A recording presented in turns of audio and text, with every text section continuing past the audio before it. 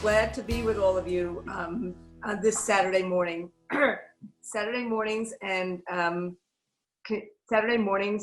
Friday nights in our home also serves as Sharon's shul. So you may actually see Sharon walking around and running around because she's about to have services in the other room. So our apologies, but this is our new normal, and we are all learning to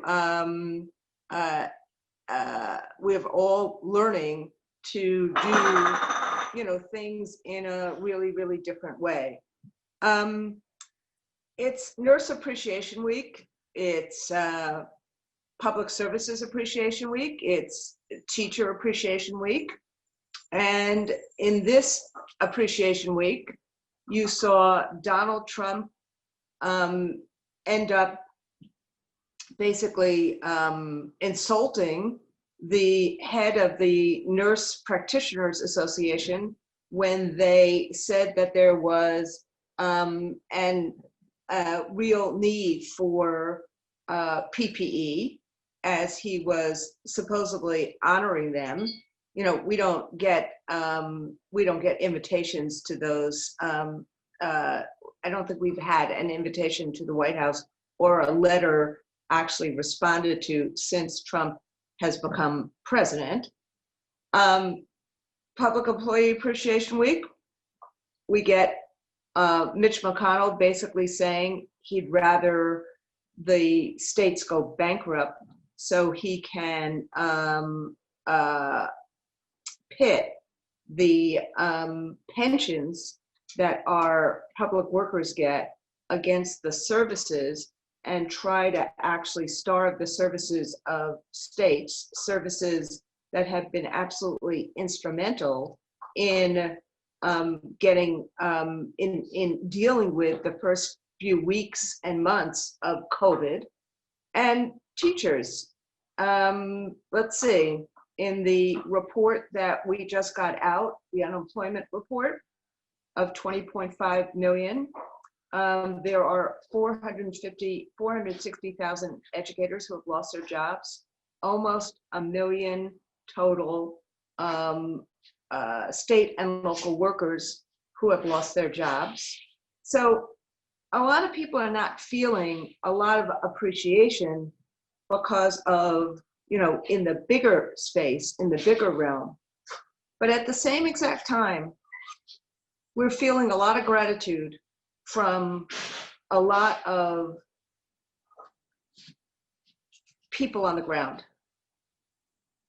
I see, and I'm sure you see at LMM and at other of our healthcare institutions, the amazing camaraderie that is developing amongst and with our members who are in it together. I see amazing gratitude from parents and from patients across the country, grateful about things that they have often taken for granted. Grocery store workers, transit workers, nurses, teachers, food service workers, the people that make America run, and at this moment in time have made America safe. Now, if I sound angry, I am angry because this COVID, and I've said this before, we're not stupid. And a lot of the people who have been on our AFT PPC know this more, on the AFT PPC in healthcare, know this because we started right after the beginning of the school of January. Now, I was a little slow in that my father had just died on January 5th. But by the middle of January, we were wondering what the heck was happening in Wuhan.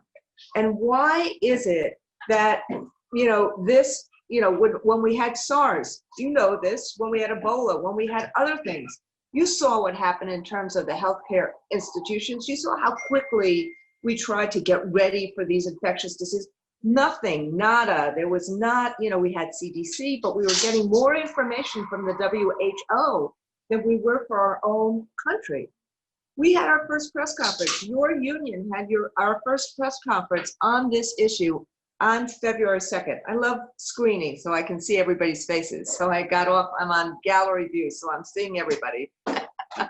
So just like in a class. So we had our first press conference on February 2nd, the day that Trump had his State of the Union.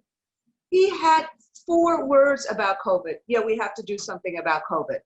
And at the same time, they had cut the pandemic people in the pandemic experts in the White House. They had cut CDC. We have had long-term cuts on public health. But more important than that, he spent a month downplaying. He spent a month pretending it didn't exist. And regardless of what he did publicly, he did the same exact thing privately. So the stockpiles that should have been there, they blame Obama. He's been in office for 3.5 years. Obama did a heck of a better job, sorry, I'm trying not to curse, on the issues about Ebola, which we were involved in and engaged in every single step of the way. So they didn't do the stockpile. They didn't give anybody guidance. They pretended that it didn't exist. They didn't prepare us and they didn't protect us. And so as a result, by the middle of March, when everybody started closing schools, when it was clear that there was a significant problem here and significant disease, and look, I live in New York City. And, we decided obviously to stay in New York City because Sharon is the rabbi of a temple, of a synagogue in New York City. And we have seen a lot of death. Over 100 members of mine in my local have died, and that's not retirees. Over 12 people in PSC have died. There's over 150 of our members have died. 20% of the healthcare workers have gotten COVID. The fact that anybody downplays what this virus is for political reasons, I don't care if they're a Democrat, a Republican, an independent, shame on them. This is a serious virus that has infected the world and has, as a result, because we did not prepare, created far more of an economic catastrophe than we should have had. I'll give you an example. South Korea today, last night, opening up, having sports, doing all sorts of, restaurant opening.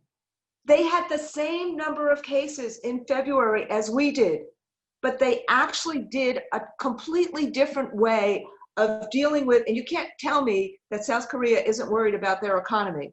They're worried about their economy as much as we are, but they decided to take the public health piece seriously enough, and they did the testing, the tracing, the isolation. So South Korea today is opening up with, in their entire country is opening up.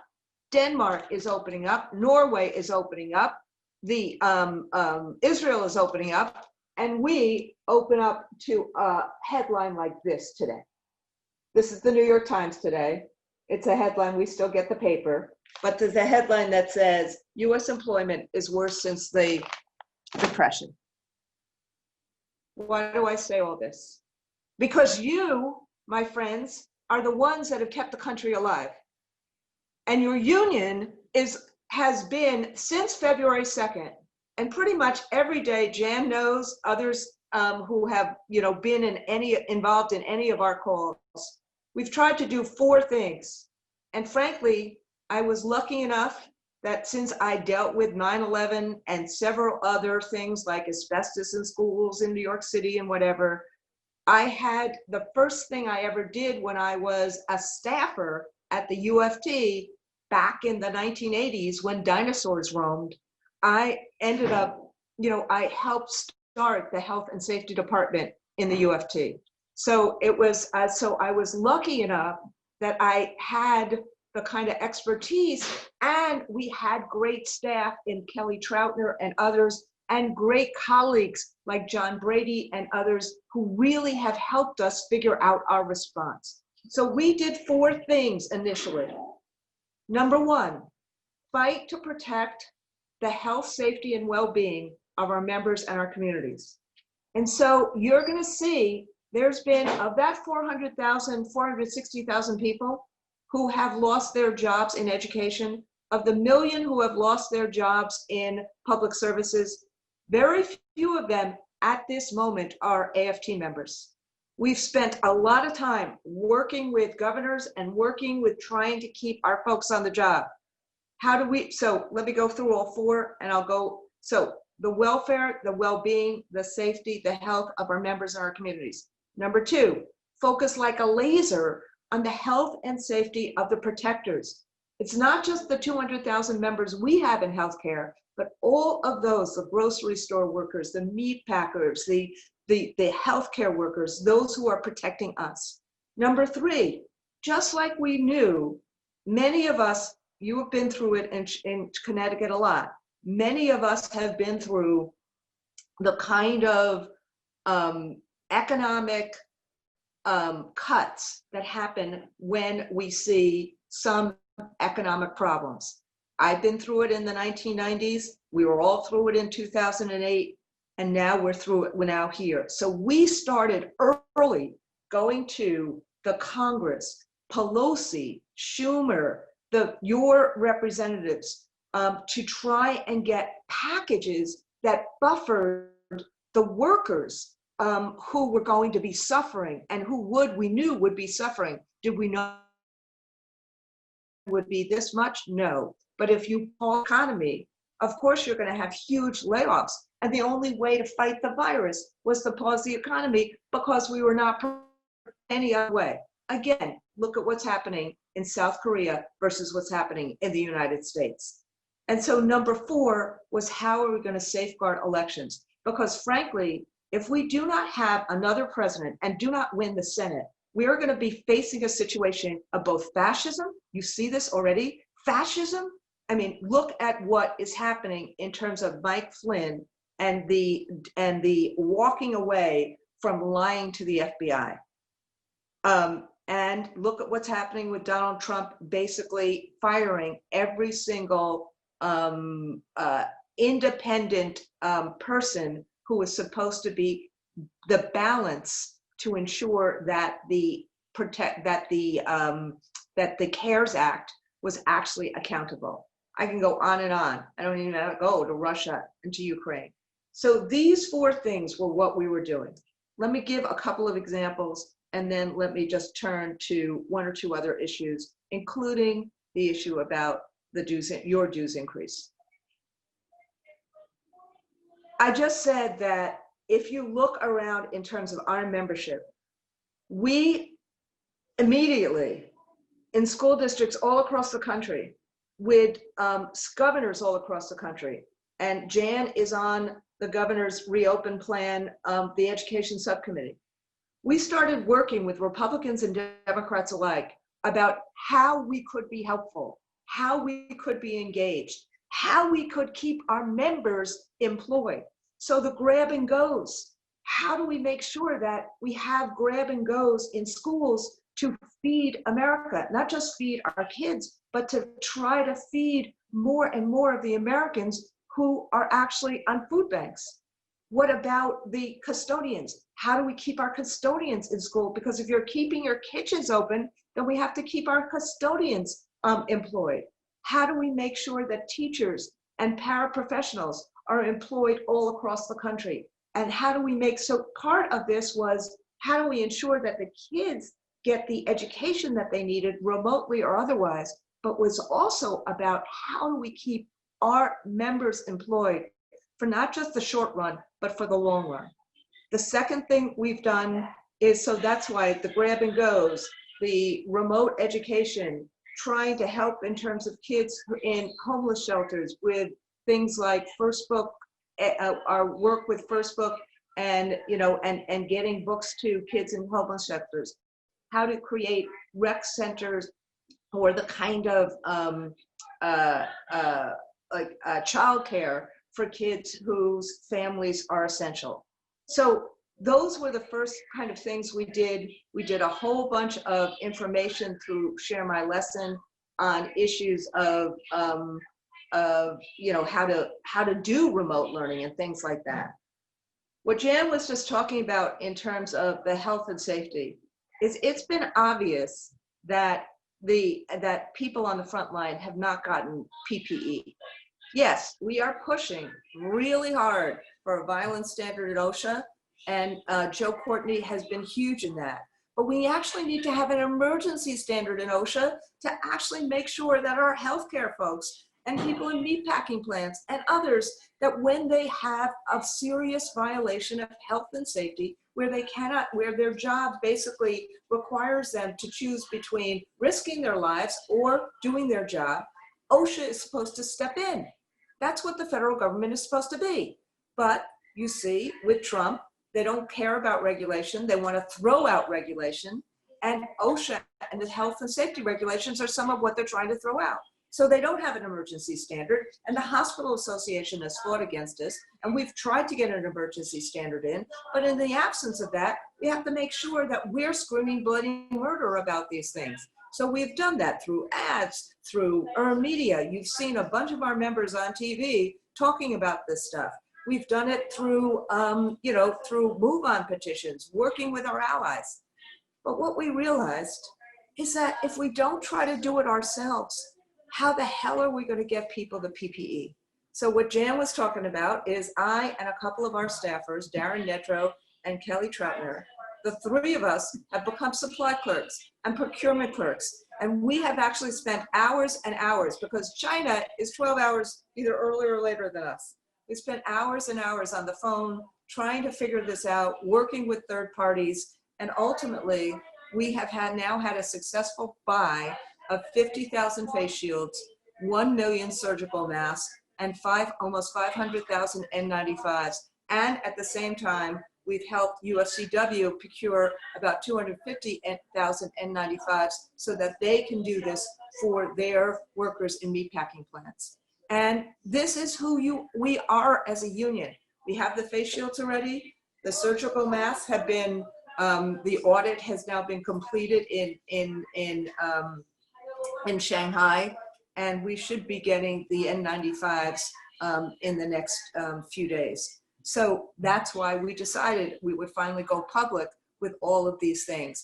And we also, you know, went out to our members, because this kind of gets us to the whole issue about dues, that if we knew we had to do this, it cost us $3 million. We found money all over the union in order to try to do this, but we're also trying to figure out, can we, you know, kind of pass the hat right now for hardships and for this. The last 2 points I want to make is, we got to open better than we closed. We got to make sure that in the opening, that members are involved in it, that we hear from the collective wisdom of members, but we can't do what Donald Trump is doing in the middle of the country where cases are going up. We can't actually risk having yet another huge closure and another dive in terms of the economy. So we actually, in the absence of CDC and others doing it, we spent 3 or 4 weeks trying to make sure that we could understand enough of the public health issues and marry them with the education issues, with the issues that we need in terms of, you know, going back to in school, in office work. And so you'll see the AFT plan for reopening. It's on our homepage. We can probably put it up on, you know, we can probably put it in the chat room or whatever room you have right now.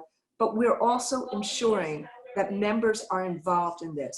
It means, it requires that there's less and less and less and less virus in a community, because in the absence of a vaccine, we need to make sure before people start walking around, even with masks on, that there is as little virus in a community as possible, so that when you walk into a school or when you walk into an office, particularly since most of the people who carry it are asymptomatic, that when we know that this virus disproportionately affects Black and brown people, and it disproportionately affects the elderly.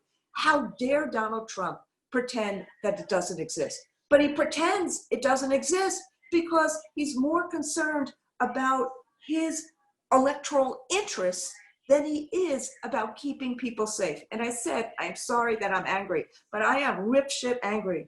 I have watched people suffer here, and I've watched the country lose all of its job growth, but and seeing someone who is pretending that there's going to be a V-shaped recovery, which there will not be, and getting people sicker and sicker in the middle of the country, and pretending that this is over. So what does that lead me to? Our union is doing amazingly well right now. Our members are holding. We have kept people employed. People have turned on a dime to do all the stuff that they're doing. I'm not saying that there's not a lot of anxiety. There is. I'm not saying there's not a lot of fear. There is. But what we need to do is, in a weird way, we are actually spending more money, not less money, in terms of trying to deal with all the things that we need to do for our own members. And just like we're asking the federal government for $1 trillion for states and locals, for schools and the post office. So because reopening is going to actually cost more, not less. If you've got to stagger classes, if you've got to reduce class size, if you have to clean the building twice or have 2 different bus routes, if we want to make sure that we are feeding America this summer, all of this is going to cost money. But for us to do the advocacy we were able to do in terms of the AFT is we were able to actually say, let's forestall the first year of our dues proposal and just have the second year. You'll see that the Executive Council did that in the last few days. But part of the reason we did that is because we know states need the money right now, and our state federations need it right now. So I normally don't get involved or engaged in the kind of resolutions that you have on a local level. But your state federation has been working double, triple, and quadruple time. And we are going to need to make sure we have the representation we need for our members, both in terms of the advocacy of all of these issues, as well as the care and feeding and the mutual aid. So I ask you to seriously consider what Jan has proposed or what your Executive Council committee has proposed, because at the end of the day, I've seen your federation work really well and grow and do the kind of work on the ground it needs to do to not only protect our members, but actually start reimagining what a new world looks like in the aftermath of this terrible crisis. We have to win these elections in the fall. I think the choice is pretty straightforward now. And it's not ideological anymore. It is really about, do we have a president who actually cares about people, not himself? And do we have a government that is effective in terms of dealing with any of the crises that people find themselves in? Not someone who throws up his hands, says, COVID is too hard, I'm giving up, and I'm just going to pretend it doesn't exist. There will be more crises in America, but crises get solved by bringing people together, like Bush did after 9/11, like Roosevelt did in World War II, like Kennedy did in the Bay of Pigs, Cuba. We need someone and a Congress that will actually think about working people, including the people who have actually fought to keep people healthy and safe, engaged, and fed, as opposed to somebody who only cares about the rich, cares about himself. All of this, in this new remote way that we're operating, is going to take our heart, our soul, our caring, our fighting, showing up in different ways, and are voting. But I leave you with, even in this physical distance, we are more connected than ever. We know that we have each other's back. And I just hope and pray that all of you are safe, that your families are safe, that your loved ones are safe, and together we will get through this. Thank you. Stay far apart, but let's all stay far apart together.